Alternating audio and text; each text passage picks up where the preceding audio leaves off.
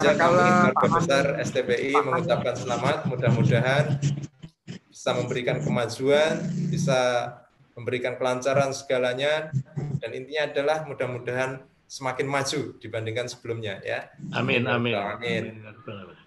Baik Bapak Ibu, acara yang terakhir nanti adalah penutup. Mari kita awali dulu acara kita bersama-sama dengan membaca suratul Fatihah. Ala hadhihi niyyah sholihah al-Fatihah. A'udzu billahi minasyaitonir rajim. Bismillahirrahmanirrahim. Alhamdulillahi rabbil alamin. Ar-Rahmanir Rahim. Maliki yaumiddin. Iyyaka na'budu wa iyyaka nasta'in. Ihdinas siratal mustaqim. Siratal ladzina an'amta 'alaihim ghairil maghdubi 'alaihim waladdallin. Amin. Baik Bapak Ibu, mari kita lanjutkan agenda berikutnya yaitu tadarus. Tadarus surat Al-Mutaffifin kita lanjutkan karena kemarin 1 sampai 21. Sekarang Al-Mutaffifin ayat 22 sampai dengan 36. Mari kita awali dengan ta'awud dan basmalah. A'udzu billahi minasy syaithanir rajim. Bismillahirrahmanirrahim. Innal abrara lafi na'im 'alal araiki yanzurun. Ta'rifu fi wujuhihim nadratan na'im. Yusqawna min rahiqin makhtum. Khitamuhu misk. Wa fi dzalika falyatanafasil mutanafisun. Wa mizajuhu min tasnim. عينا يشرب بها المقربون إن الذين أجرموا كانوا من الذين آمنوا يضحكون وإذا مروا بهم يتغامزون وإذا انقلبوا إلى أهلهم انقلبوا فكهين وإذا رأوهم قالوا إن هؤلاء وما أرسلوا عليهم حافظين اليوم الذين آمنوا من الكفار يبغون هل تنكر ما كانوا يفعلون صدق الله الكفار ما كانوا يفعلون صدق Allahul Azim. Berikutnya saya akan bacakan terjemahannya. Innal abrara lafi na'im. Sesungguhnya orang-orang yang berbakti benar-benar berada dalam surga yang penuh kenikmatan. 'Alal araiki yanzurun. Mereka duduk di atas dipan-dipan melepas pandangan. Ta'rifu fi wujuhihim nadratan na'im. Kamu dapat mengetahui dari wajah mereka kesenangan hidup yang penuh kenikmatan. Yusqawna min rahiqin makhtum. Mereka diberi minum dari khamar murni, tidak memabukkan, yang tempatnya masih dilak atau disegel. Khitamuhu misk, wa fi dzalika falyatanafasil mutanafisun.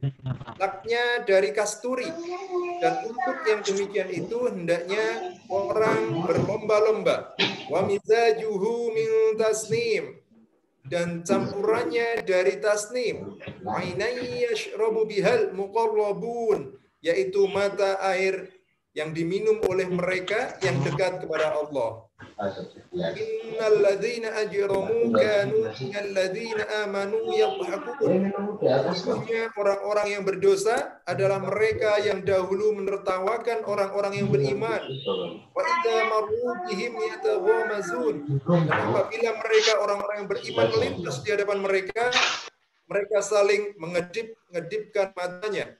Wa idza qalabu ila ahlihim qalabu fakihin. Dan apabila kembali kepada kaumnya, mereka kembali dengan gembira ria. Wa idza ra'awhum qalu inna haula'i ladallun. Dan apabila mereka melihat orang-orang mukmin, mereka mengatakan sesungguhnya mereka benar-benar orang-orang sesat. Wa ma ursilu alaihim hafizin. Padahal orang-orang yang berdosa itu mereka tidak diutus sebagai penjaga orang-orang mukmin. Fal yawmal ladzina amanu minal kuffari yadhhakun. Maka pada hari ini orang-orang yang beriman yang menertawakan orang-orang kafir. Alal araiki yanzurun. Mereka duduk di atas dipan-dipan melepas pandangan. Bal kuffar ma kanu yaf'alun. Apakah orang-orang kafir itu diberi balasan hukuman terhadap apa yang telah mereka perbuat? Ibu hadirin serta partisipan Zoom dan juga yang di YouTube senantiasa dirahmatkan Allah. Demikian bacaan surat Al-Mutaffifin ayat 22 sampai dengan 36 yang sudah kita baca. Mudah-mudahan semakin meningkatkan keimanan dan ketakwaan kita kehadirat Allah Subhanahu wa taala. Allahumma amin. Bapak Ibu yang dirahmati Allah dan rekan-rekan semuanya, sekarang kita akan melanjutkan acara berikutnya yaitu acara kajian inti yang akan dibawakan oleh Bapak Dr. Kiai Haji Hamim Zarkasi Putra MSI dengan tema penerapan konsep Baiti Jannati di masa new normal. Karena kita tahu bahwasanya di masa new normal ini banyak sekali tantangan-tantangan. Kebiasaan lama diubah menjadi kebiasaan baru karena kebiasaan adalah prosesnya tidak instan, tentu dinamikanya begitu banyak. Lalu seperti apa cara menyikapinya akan langsung disampaikan oleh beliau yang terhormat Bapak Dr. Kiai Haji Hamim Zarkasi Putra MSI. Kepada beliau kami persilahkan. Assalamualaikum warahmatullahi wabarakatuh.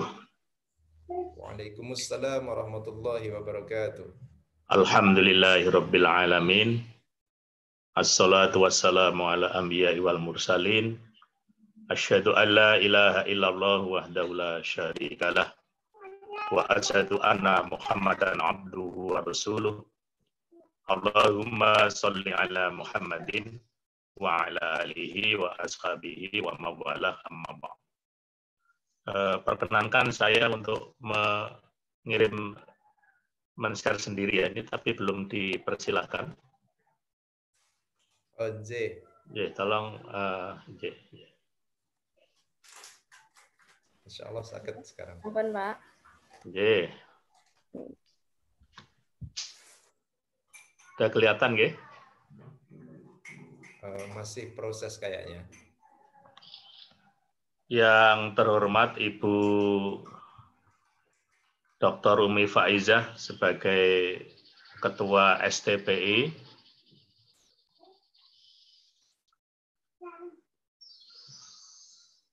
Bapak-bapak, ibu-ibu sekalian yang insya Allah senantiasa dirahmati Allah Subhanahu wa taala. Alhamdulillah pada pagi ini kita bisa melanjutkan kajian kita ngaji untuk yang ke-14 ya ini ya.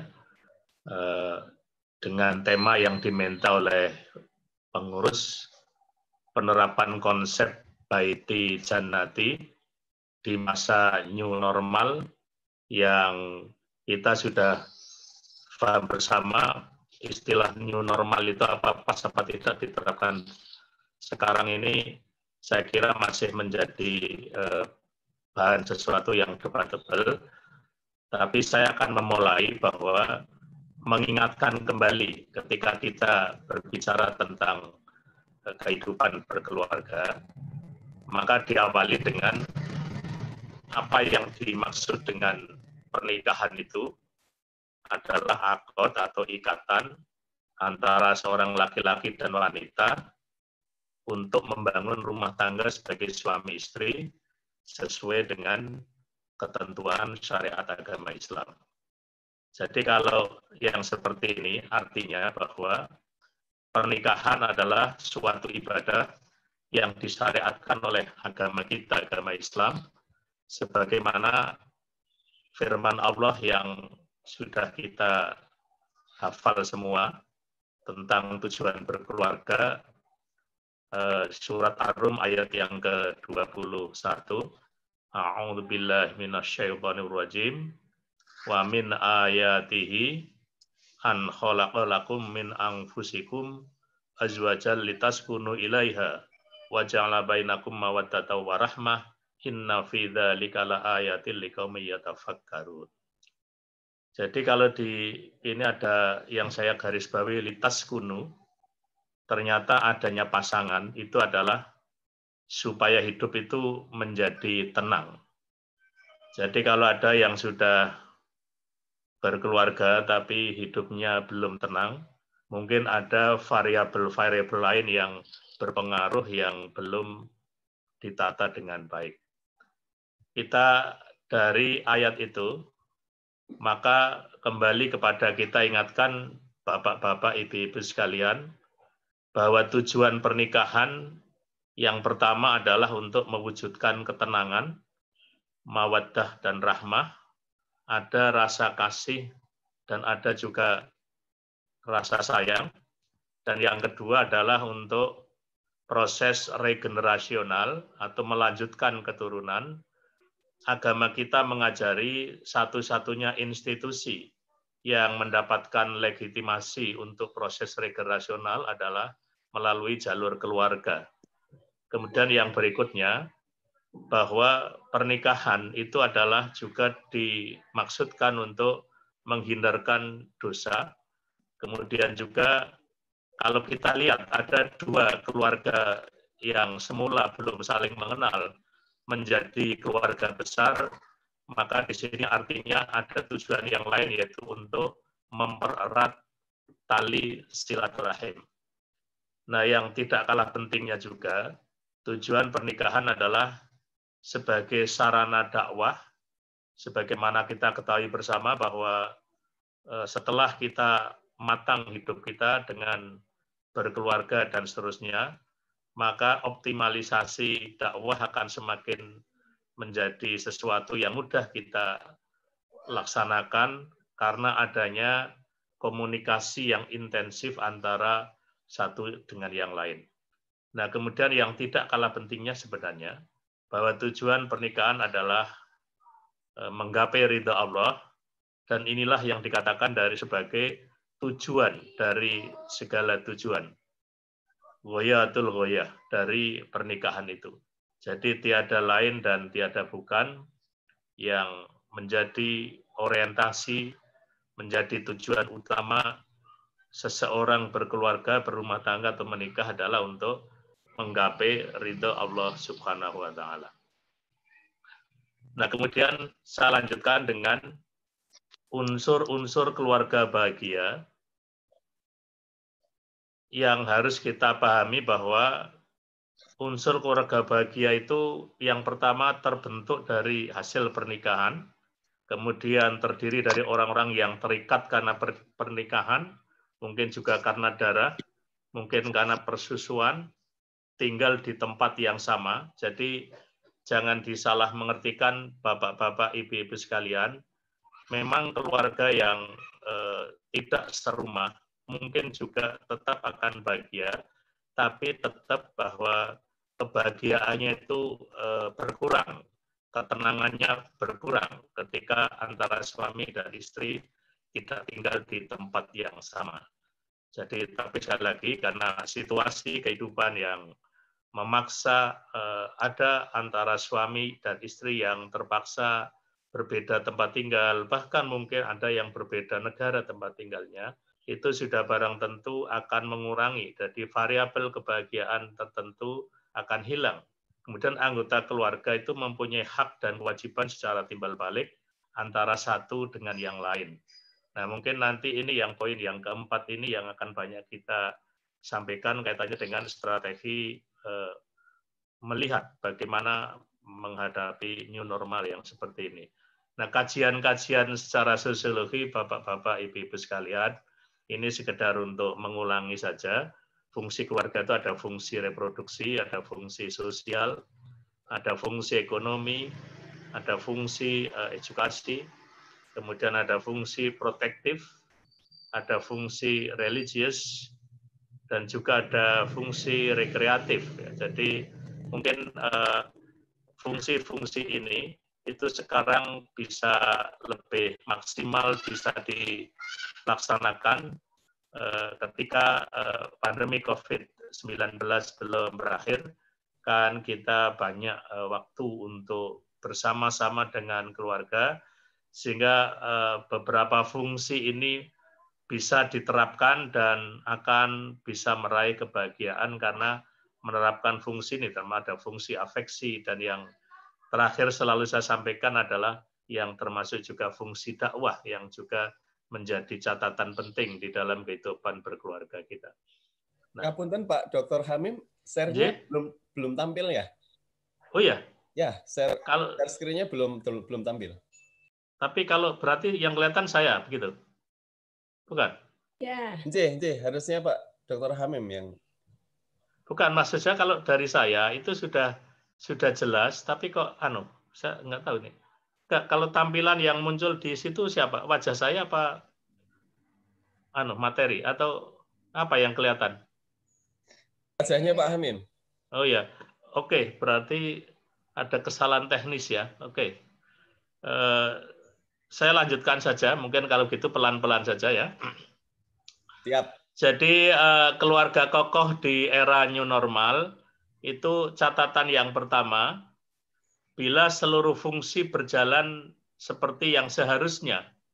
Ya, jadi keluarga yang kokoh adalah keluarga yang masing-masing yang ada di dalam keluarga itu bisa berjalan sebagaimana yang seharusnya.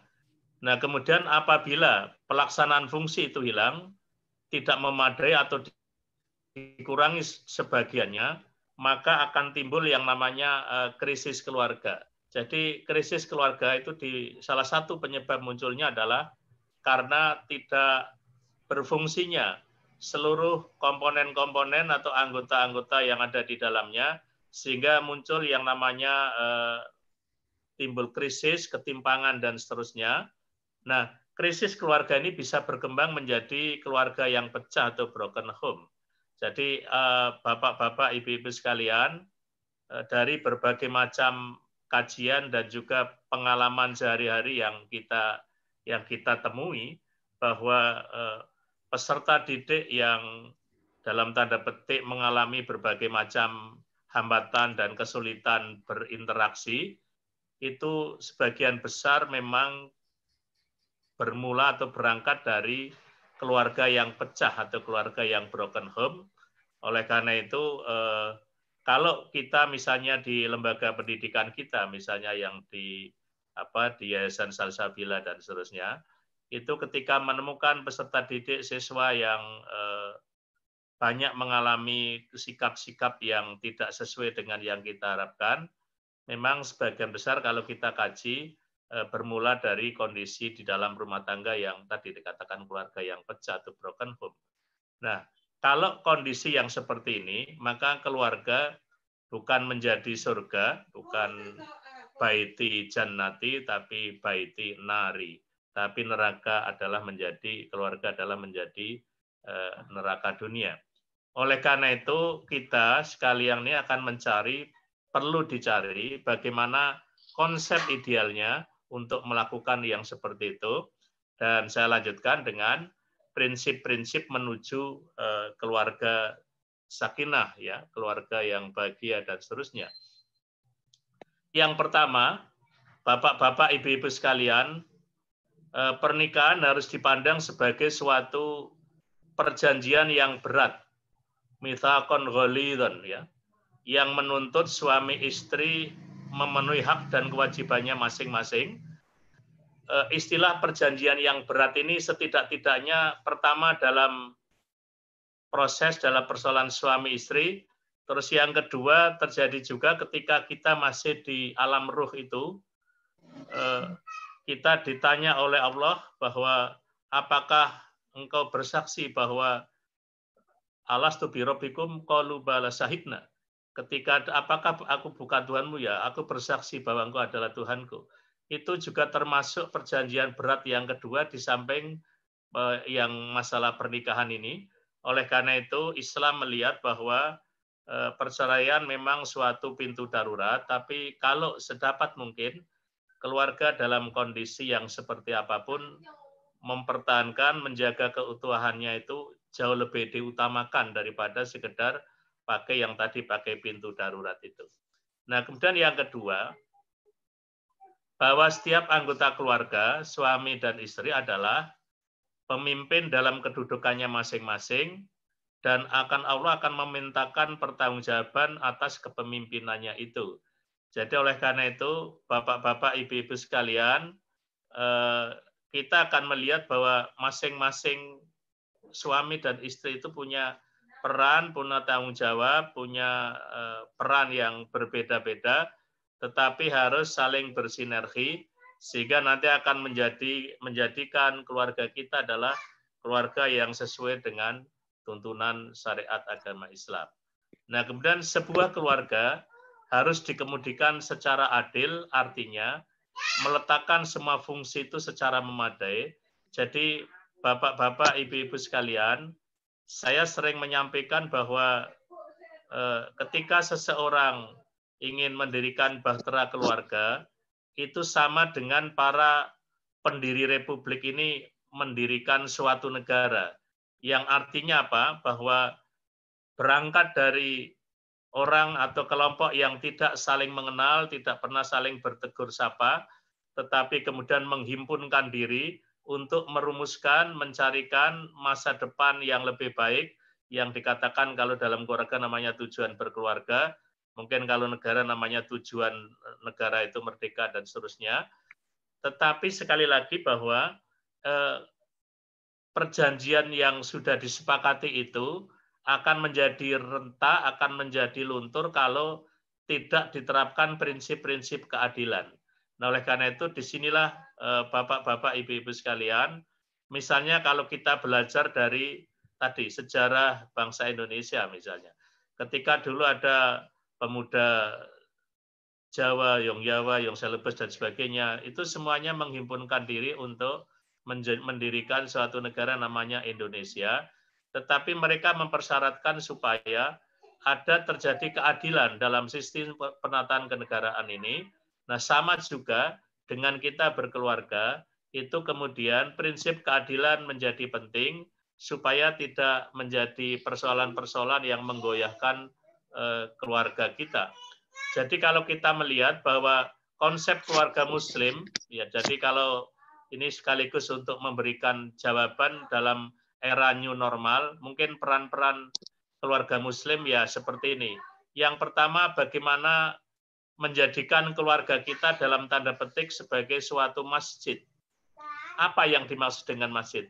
Adalah memberikan pengalaman keagamaan pada setiap anggota keluarganya.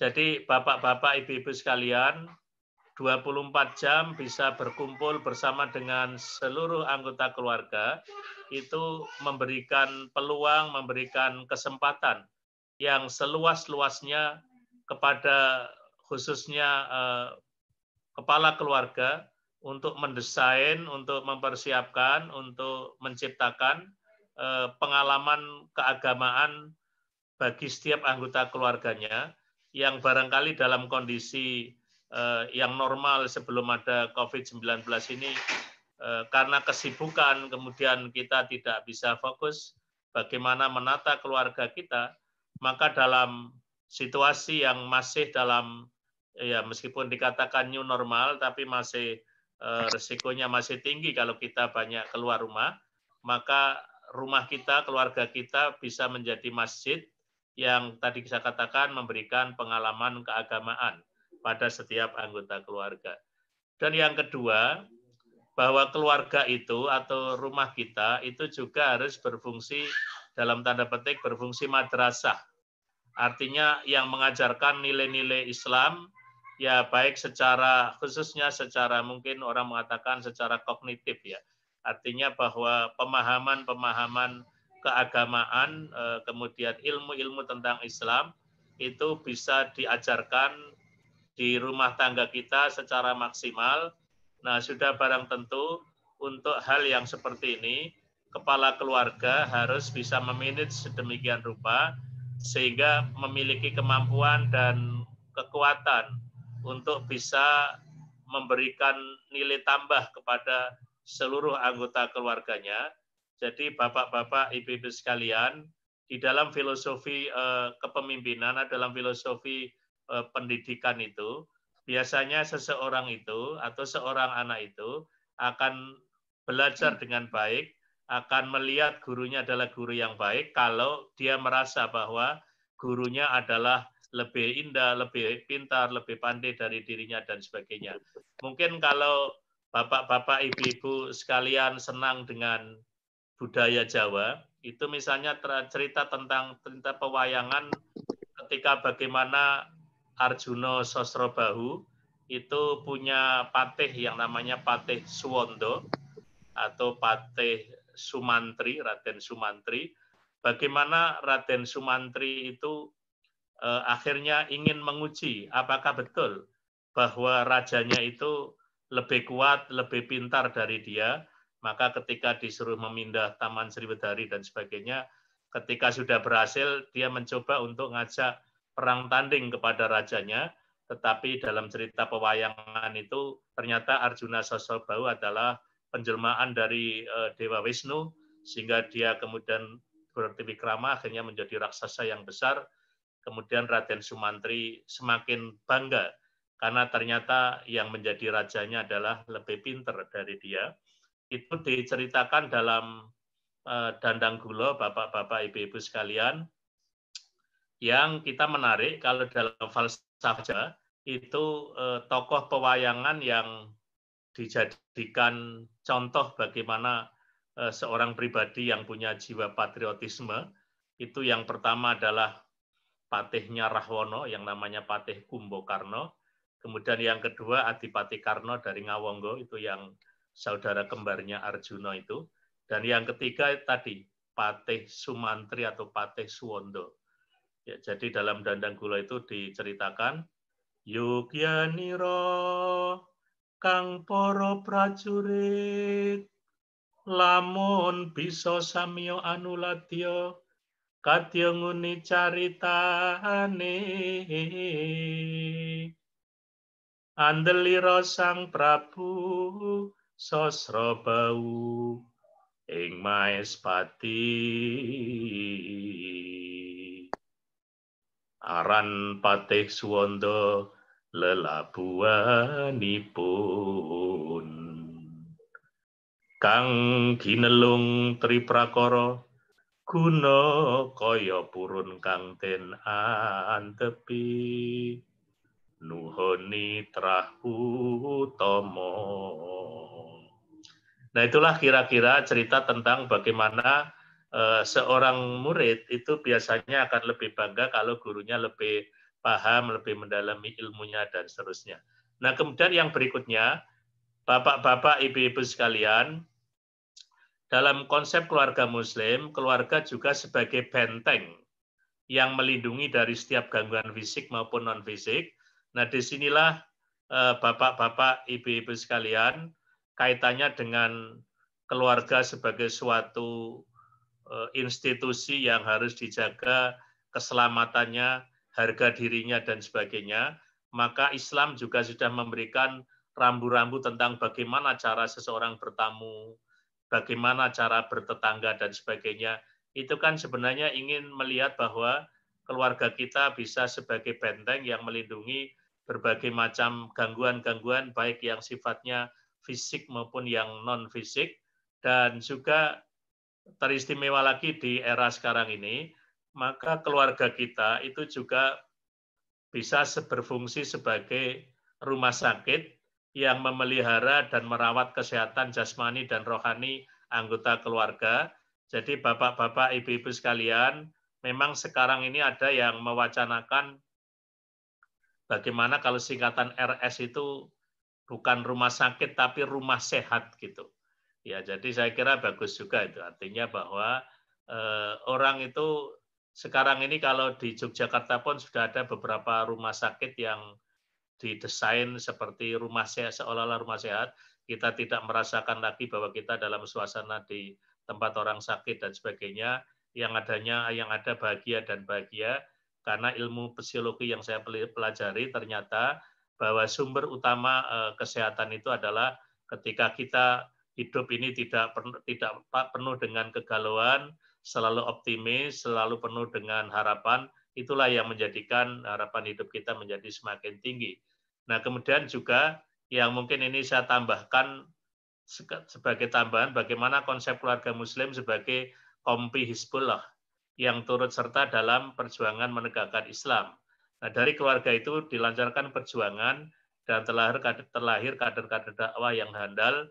Makanya disinilah bapak-bapak, ibu-ibu sekalian, saya tetap punya keyakinan bahwa dari keluarga-keluarga yang solid itulah, dari keluarga-keluarga yang handal itulah, nanti akan muncul masyarakat yang kuat, akan muncul negara yang kuat, dan sekali lagi bahwa itu semuanya adalah diawali dari fondasi dari institusi yang paling kecil dalam institusi masyarakat yang namanya keluarga itu.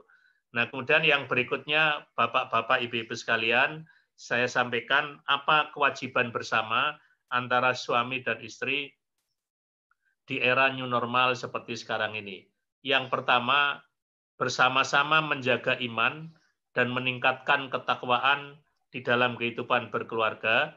Dan yang kedua, menjadikan agar senantiasa menjaga agar setiap saat taat kepada Allah, yang diwujudkan dalam sikap menjadikan syariat Islam sebagai tolak ukur perbuatan dalam semua aspek kehidupan, yakni yang pertama, supaya dalam kondisi era new normal ini, giat beribadah, khususnya ibadah sholat, baik itu sholat fardu maupun sholat tatawu itu dioptimalisasikan. Kemudian juga supaya dalam kondisi yang seperti ini, kita juga bisa bermuamalah secara islami, bagaimana saling membantu dan seterusnya, indahnya berbagi dan seterusnya. Dan yang ketiga juga masing-masing kita dalam kondisi yang seperti apapun supaya anggota keluarga itu giat di dalam dakwah, dan dakwah dalam era pandemi seperti sekarang ini bisa dilaksanakan dengan berbagai cara dan strategi yang masing-masing saya yakin bapak-bapak, ibu-ibu sekalian sudah canggih lah dalam masalah yang seperti ini. Kemudian juga yang tidak kalah pentingnya, bapak-bapak, ibu-ibu sekalian, dalam kondisi yang seperti apapun, kita harus menjaga supaya makanan dan minuman itu akan senantiasa halal, baik halal secara zatnya maupun secara proses atau mekanisme mendapatkannya. Saya sering menyampaikan, kalau halal secara zatnya itu kita mudah menyingkiri, mudah meninggalkan. Tetapi kita baru merasa sesuatu yang agak sulit untuk membedakan ketika barangnya halal, tetapi mekanisme atau proses mendapatkannya melalui cara yang tidak dibenarkan oleh agama. Dan yang tidak kalah pentingnya, tetap saja kita harus senantiasa menutup aurat, itu harus ditekankan betul di dalam keluarga kita. Dan yang terakhir adalah mendidik anak agar menjadi anak yang soleh atau anak yang soleha. Nah, kemudian yang selanjutnya, bapak-bapak, ibu-ibu sekalian, dalam era new normal sekarang ini juga diperintahkan untuk senantiasa menjaga akhlak al-karimah, diantaranya senantiasa bersyukur atas nikmat yang telah didapat dari Allah SWT, Jadi bagaimanapun Bapak-bapak, Ibu-ibu sekalian, kita ini termasuk orang yang mendapatkan kenikmatan, mendapatkan karunia yang sangat besar yang diberikan oleh Allah SWT. Oleh karena itu, melatih diri untuk senantiasa bersyukur atas apapun yang Allah karuniakan kepada kita, itu menjadi kunci keberhasilan kita berkeluarga. Dan yang kedua, sayap yang kedua adalah setelah bersyukur, kita juga supaya bersabar ketika menghadapi berbagai macam kesulitan, menghadapi berbagai macam permasalahan. Saya sekaligus ini Bapak-bapak, Ibu-ibu sekalian, saya ngantor di Kopertais baru sekali hari Kamis yang lalu. Itu saya sudah mendapatkan berbagai semacam harapan lah, bahwa ternyata ada beberapa permasalahan dari teman-teman, ada berbagai macam kesulitan tentang PHK dan sebagainya. Ya itulah kita yang diartikan dengan kita bersabar menghadapi itu, ya artinya diselesaikan secara ilmiah, dicari apa penyebabnya yang menghambat dan seterusnya. Itulah bersabar yang sebenarnya. Dan yang tidak kalah pentingnya, Bapak-bapak, Ibu sekalian, ketika keluarga kita mencanangkan suatu masa depan yang lebih baik, tapi tetap saja ada dimensi tawakal apabila kita memiliki suatu rencana, dan juga yang tidak kalah pentingnya, musyawarah dalam menyelesaikan setiap persoalan yang terjadi di rumah tangga kita. Jadi Bapak-bapak, Ibu-ibu sekalian, memang kehidupan keluarga sekarang dirasakan betul ada semacam kehidupan yang semakin sulit, kehidupan yang semakin berat dan sebagainya. Banyak cerita-cerita bagaimana pembelajaran juga mengalami kesulitan dan sebagainya. Tetapi sekali lagi bahwa apapun yang dihadapi, bermusyawarah untuk menyelesaikan persoalan yang dihadapi adalah merupakan salah satu jalan keluar untuk menghadapi itu. Kemudian tolong-menolong di dalam kebaikan itu juga kita tanamkan di rumah tangga kita. Kemudian memenuhi janji apabila berjanji. Lah ini Bapak-bapak, Ibu-ibu sekalian, mungkin nanti bisa kita diskusikan.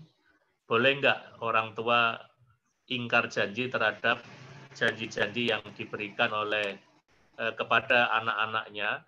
Itu nanti mungkin kita bisa diskusikan, mungkin Bu Umi bisa mencarikan dalilnya, apapun dalilnya, tapi tetap ada suatu catatan bahwa melaksanakan, menunaikan janji yang diberikan kepada anak-anak itu jauh lebih penting, jauh lebih edukatif daripada mengingkari apa yang telah dibuat perjanjian dengan anak-anak kita. Kemudian juga masing-masing anggota keluarga itu juga supaya dimotivasi untuk segera bertobat apabila berdosa dan meminta maaf apabila bersalah, karena bagaimanapun saling interaksi akan banyak persoalan, supaya semuanya membangun husnudzon di antara kita. Mari kita saling positive thinking, saling berbaik sangka kepada keluarga kita, supaya bisa berjalan secara harmoni. Dan tidak kalah pentingnya adalah mempererat tali silaturahim dengan keluarga suami dan keluarga istri. Ya, jadi memang sekarang tadi yang saya sampaikan, Bapak Ibu sekalian, ada kendala-kendala fisik untuk bisa bersilaturahim secara fisik, tetapi dalam era yang seperti sekarang ini kita bisa memodifikasi bentuk-bentuk dari bagaimana kita berkomunikasi dengan dua keluarga besar itu. Dan yang tidak kalah pentingnya, keluarga di era new normal ini adalah supaya menghiasi rumah tangganya dengan bacaan kitab suci Al-Quran. Nah, kemudian juga Bapak-bapak, Ibu-ibu sekalian, di dalam rumah tangga kita juga dibiasakan untuk mengucapkan salam, kemudian menghormati tamu dan berbuat baik kepada tetangga. Ini tadi sudah saya sampaikan. Menyediakan sebagian rezeki untuk orang lain, infak, ya Bapak-Ibu sekalian. Sekarang ini saya kira ujian juga bagi kita, mungkin di grup WA kita, di grup FB kita, begitu banyak saudara-saudara kita yang membutuhkan bantuan, Dan saya kira langkah yang paling bagus ya kalau kita ada, mari kita bantu. Kalau tidak ada, minimal kita mendoakan supaya apapun program atau kesulitan yang dihadapi oleh saudara-saudara kita bisa segera terselesaikan. Kemudian berbuat baik kepada orang tua dan mertua. Jadi bapak-bapak, ibu-ibu sekalian, sekarang ini juga suatu kesempatan yang sangat bagus untuk kita bisa memperbaiki komunikasi dengan orang tua kita. Kemudian juga yang tidak kalah pentingnya, bahwa era new normal adalah era untuk kita mengoptimalisasikan, menjaga kebersihan dan kesehatan di rumah kita, di keluarga kita. Jadi kalau kita lihat bapak-bapak, ibu-ibu sekalian, dulu kalau orang Jawa, saya dulu waktu masih kecil, itu sebenarnya virus itu kan sudah sangat akrab dengan kehidupan kita. Ada istilah mungkin kalau nanti Pak Adi bisa menjelaskan, dulu orang Jawa mengatakan ada yang namanya sawan itu ya. Sawan itu. Jadi kalau kita sedang kena sawan, ya supaya sering mandi, sering cuci tangan, pakai sabun dan sebagainya. Itu sebenarnya sesuatu yang sudah menjadi kebiasaan kita. Cuma memang dulu tidak ada metode penjelas kenapa seperti itu. Nah, sekarang semuanya dikaji secara ilmiah. Nah, kemudian bapak-bapak, ibu-ibu sekalian, di samping itu sudah barang tentu, marilah kita mengoptimalisasikan untuk menghindari berbagai macam dosa dan maksiat yang dilarang oleh agama. Misalnya, ya dalam kondisi yang seperti ini, jangan kemudian kita terjebak kepada perilaku syirik. Karena banyak orang yang ketika menghadapi kesulitan, kemudian orang mengibaratkan ketika seorang tenggelam atau hanyut di sungai, maka akar sekecil apapun dikiranya sebagai suatu pegangan yang kuat. Dan itulah juga yang terjadi pada kita. Ketika menghadapi berbagai macam tantangan hidup, banyak orang yang terjebak kepada perilaku menyekutukan Allah dan sebagainya. Dan jangan sampai ini terjadi. Jangan terjadi durhaka kepada kedua orang tua dan mertua. Jangan sampai terjadi sekarang yang orang sering mengatakan membunuh jiwa tanpa hak. Jadi bapak-bapak, ibu-ibu sekalian, kemarin kan banyak yang guyon bahwa setelah mulai dari Maret sampai September ini kita banyak di rumah, ternyata juga banyak yang kemudian positif bumi. Positif itu artinya akan nambah adik lagi gitu. Nah, jadi dalam kondisi yang seperti apapun itu adalah titipan dari Allah. Kita harus memelihara, membina dengan cara yang sebaik-baiknya. Kemudian jangan memakan riba, jangan judi dan seterusnya. Dan yang tidak kalah pentingnya, di era new normal ini jangan sampai ada keluarga kita yang meninggalkan ibadah. Saya selalu menyampaikan bahwa ada dua musibah agama yang paling besar di dalam rumah tangga kita. Yang pertama ketika ada anggota kita yang melakukan konversi agama. Ya kalau kita dalam bahasa agama mungkin riddah atau murtad gitu. Dan yang kedua ada orang Islam yang meninggalkan sholat. Itu termasuk musibah agama yang paling besar. Tapi musibah yang seperti ini kadang-kadang kita tidak merasakan sebagai suatu musibah. Kita baru merasakan musibah kalau betul-betul menyangkut masalah fisik kehidupan kita. Dan yang tidak kalah pentingnya, dalam kondisi yang seperti apapun, jangan sampai kita meninggalkan dakwah sebagai suatu kewajiban kita untuk berdakwah, dan jangan sampai kita berakhlak buruk. Dan yang penting adalah mari kita saling nasihat menasihati tentang kebenaran dan penuh dengan kesabaran untuk meraih jalan dakwah kita.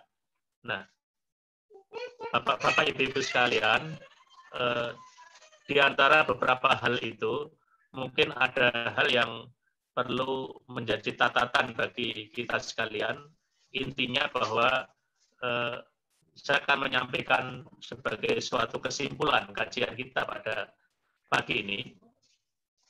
Apabila semua hak dan kewajiban suami dan istri, serta kewajiban bersama ditunaikan dengan sebaik-baiknya, insya Allah keluarga sakinah akan terwujud, karena keluarga sakinah adalah buah dari ketundukan suami istri kepada ajaran Islam.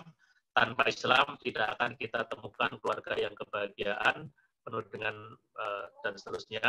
Saya kira itu bapak-bapak, ibu-ibu sekalian, dan sebagai catatan yang terakhir bahwa keluarga yang bahagia itu juga diraih dengan ada 6 kebahagiaan yang menjadi catatan.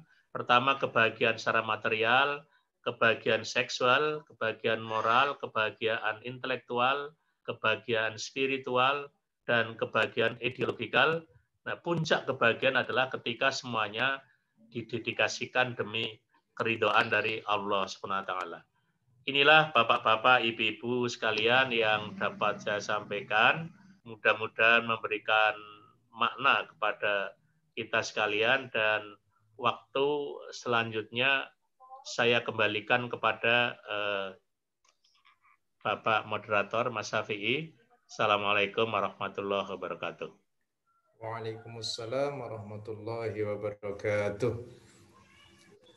Baik Bapak Ibu yang dirahmati Allah dan seluruh yang menyaksikan acara ini, kita akan melanjutkan sesi berikutnya, yaitu pada sesi diskusi. Nah, kami menangkap di layar sudah ada, di chat sudah ada pertanyaan. Ini dari Bu Suci ya, dari Bu Suci, dan perlu diketahui Bapak Pak Hamim, ini beliau ini juga muridnya panjenengan dulu pas di SMA katanya ya. Di mana tahun 1988. Ya. Oh. Ini beliau bertanya melalui chatnya. Yeah. Untuk mewujudkan tuntunan baiti jannati yang sesuai dengan syariat Islam pada masa new normal, real prakteknya yang mudah dilaksanakan seperti apa? Karena pada umumnya ketergantungan kebutuhan kehidupan sehari-hari memang masih harus ditopang dengan bekerja untuk mendapatkan penghasilan rutin. Bahkan dalam istilah pendek yang berkembang di masyarakat, yen ora obah ora mamah gitu artinya. Jadi artinya kalau tidak bekerja ya tidak makan gitu. Bahkan malah ada yang di PHK dan dengan segala kesulitannya mencari pekerjaan yang baru. Nah, sesuai dengan tema hari ini, konsep Baiti Jannati pada masa new normal ini, pertanyaannya adalah bagaimana mengimplementasikan secara real Baiti Jannati pada masa new normal, karena belum tentu semua orang mempunyai tabungan yang cukup. Nah, ini pertanyaan dari Bu Suci. Kemudian yang ada disampaikan mungkin ya, jadi terima kasih atas pertanyaannya Bu Suci ya. Ya. Dulu murid di mana Bu? Di SMA Muhammadiyah 6 atau di mana? Yang di MUHI Pak, SMA Muhammadiyah 1 dulu. Saya saudaranya Mas Anto yang dari Kutarjo. Oh iya ya, oke. Terima kasih, ingat saya. Ya, sekarang sudah sama-sama tua gitu ya, jadi mungkin umurnya juga tidak terlalu jauh.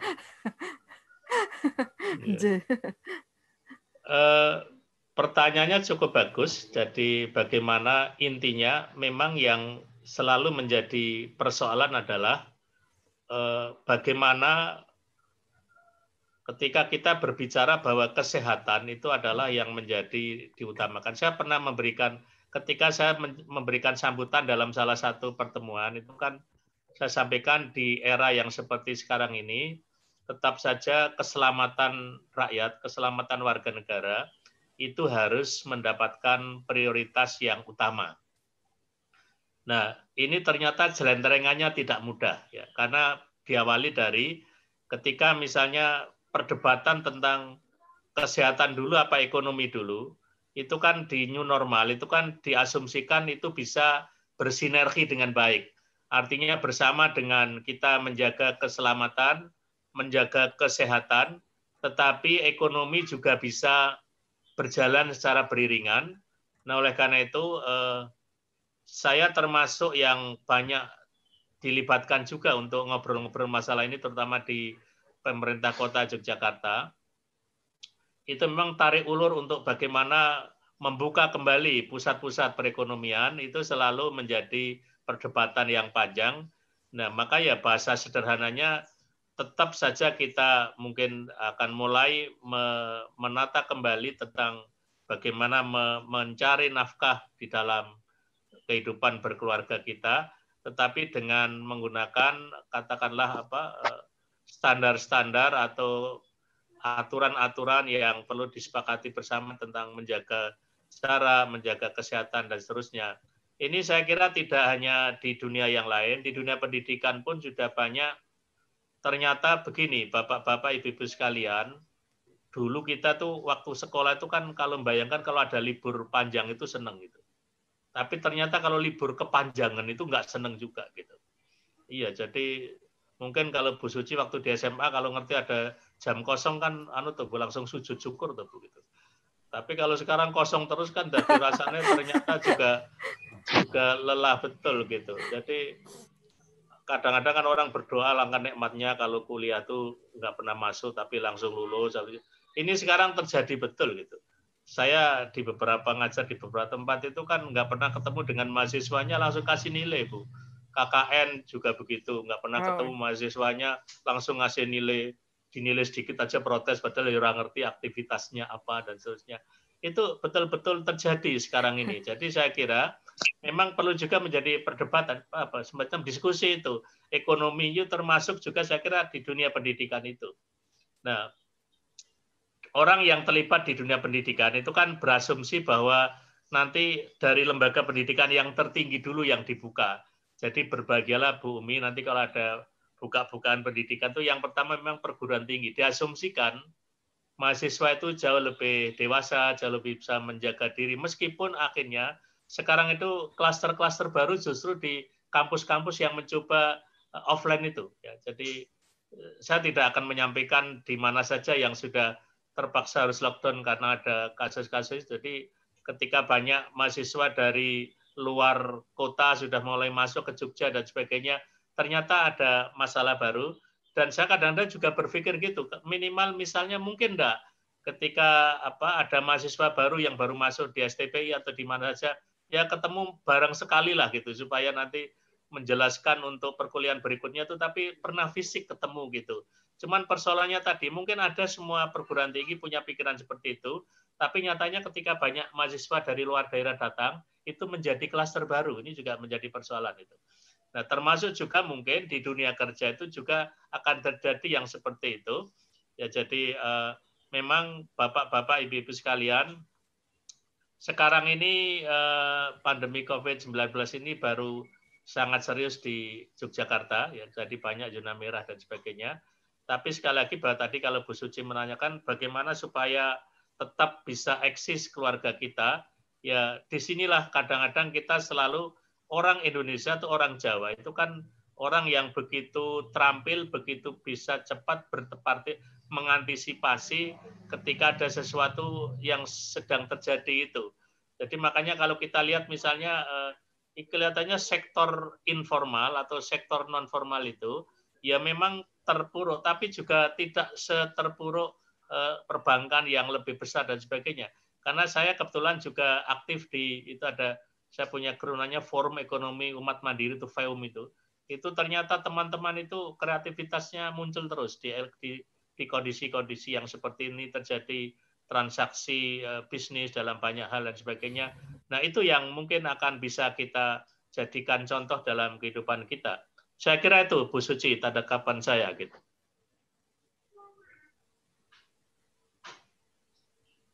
Oke, Pak, terima kasih atas jawabannya. Tapi untuk ini, Pak, untuk penerapannya, pengimplementasiannya Baiti Janat itu ini kan agak aspeknya ke arah ekonomi ya, agar supaya kehidupan keluarganya itu lebih bahagia gitu. Seperti apa, Pak? Karena kan banyak juga orang-orang yang di PHK atau mungkin tabungan itu juga belum cukup, Pak. Tidak semua orang punya tabungan yang cukup.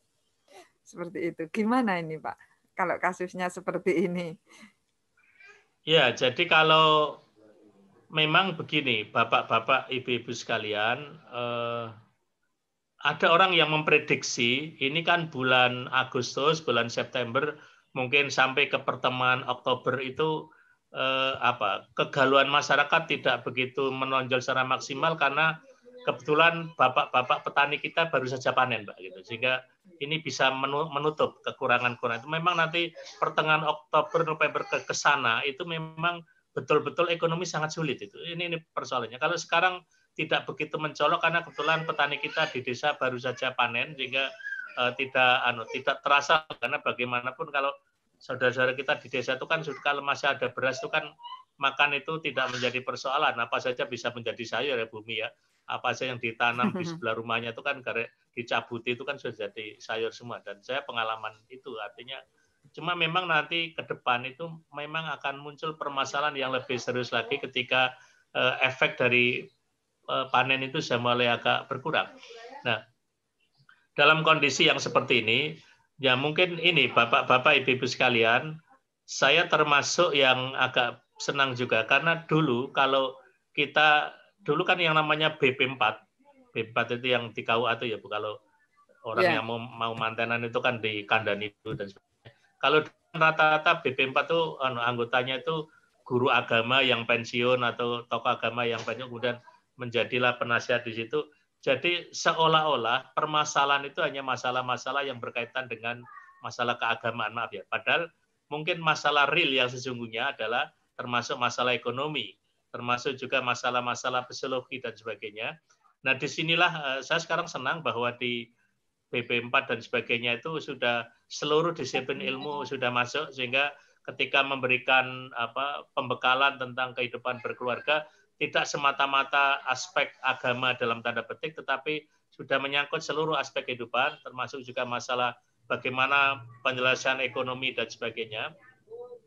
Saya termasuk mendapatkan banyak sambat itu ya. Orang yang sambat ke saya bagaimana kehidupannya yang sedang di PHK dan sebagainya. Nah, yang saya lakukan adalah membuat jejaring, berkomunikasi dengan teman-teman untuk bagaimana untuk bisa saling membantu. Nah, kebetulan saya juga banyak terlibat di Basnas Kota dan yang lain. Itu juga banyak memberikan bantuan kepada saudara-saudara kita yang betul-betul tidak diuntungkan oleh sistem ya. Jadi kalau bahasa agama kan hanya mengatakan sabarlah ketika menghadapi ujian, tapi kan sabar itu kemudian harus diimplementasikan. Apakah kemudian kita bisa memberikan bekal yang cukup? Nah, contoh yang paling gampang ya itu tadi. Sekarang ini kan sudah banyak sekolah-sekolah yang mencarikan HP untuk muridnya yang memang betul-betul tidak ada dan seterusnya. Itu saya kira kan termasuk jalan keluar ketika menghadapi persoalan ekonomi yang sebentar lagi akan. Jadi sekarang sudah dirasakan, tetapi ke depan itu masih akan jauh lebih berat lagi.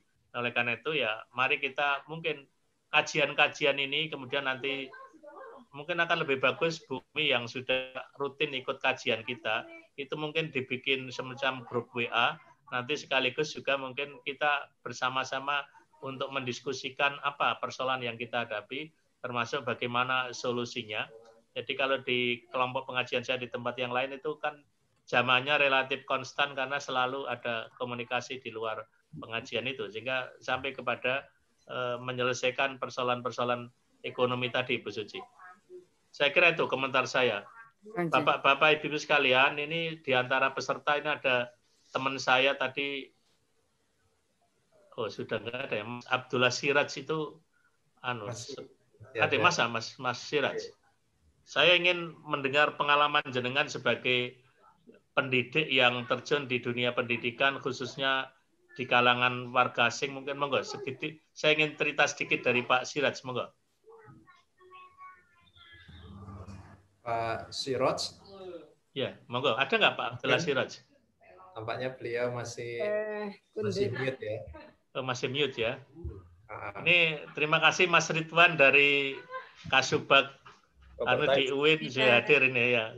Itu kelihatan. KIS. Ya, itu nanti kalau urusan pelatihan Mas Ridwan itu urusan itu. Saya juga banyak belajar dari beliau gitu. Alhamdulillah ini jam 7. Oh iya. Terima kasih semuanya atas kehadiran. Ini beragam sekali yang hadir hari ini. Jadi dalam kesempatan ini saya menyampaikan selamat pada Pak Hamim ya, secara langsung bisa ketemu begini. Selamat atas amanah baru. Mudah-mudahan ke depan. Kok langsung di-mute? Kok di-mute? Bu Umi kok di-mute? Di-unmute Bu. Nah, oke. Terutama untuk PT KIS yang masih kecil, sedang berkembang, ini nantinya juga bisa lebih mendapatkan perhatian begitu. dari Sekor, dan terima kasih hari ini juga hadir Pak Ridwan. Alhamdulillah ini mungkin nanti juga bisa dari berbagai PTIS dari Salsabila juga semakin banyak yang terlibat karena ini kita ngaji bersama, mudah-mudahan mendapatkan